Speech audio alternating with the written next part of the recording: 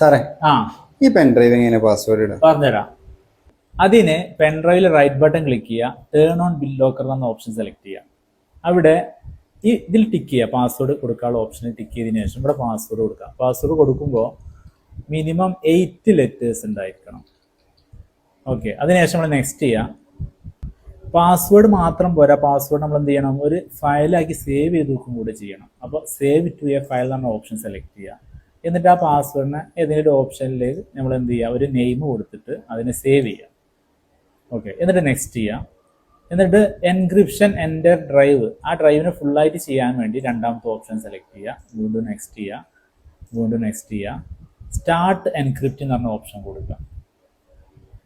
Okay, അപ്പോൾ ഇത് ഇതേപോലെ ഇങ്ങനെ എൻക്രിപ്ഷൻ ആവും. എൻക്രിപ്ഷൻ ആയി കഴിഞ്ഞതിന് ശേഷം ആ ഡ്രൈവ് ലോക്ക് ആവും. അപ്പോൾ ഈ ഡ്രൈവിൽ നമുക്കിവിടെ ലോക്കിൻ്റെ ഒരു ചിഹ്നം കാണാം. ഇനി ഇത് ഏത് സിസ്റ്റത്തിൽ നമ്മൾ കൊണ്ടുപോയി കണക്ട് ചെയ്താലും ആ പാസ്വേഡ് ടൈപ്പ് ചെയ്താൽ മാത്രമേ അതിൽ കയറാൻ വേണ്ടി പറ്റുള്ളൂ. ഇനി നമ്മളെ കയ്യിൽ നിന്ന് പെൻഡ്രൈവ് മിസ്സായാലും വേറൊരാൾക്ക് കിട്ടിയാലും പെൻഡ്രൈവ് ഓപ്പൺ ആക്കണം എന്നുണ്ടെങ്കിൽ ആ പാസ്വേഡ് അടിക്കണം.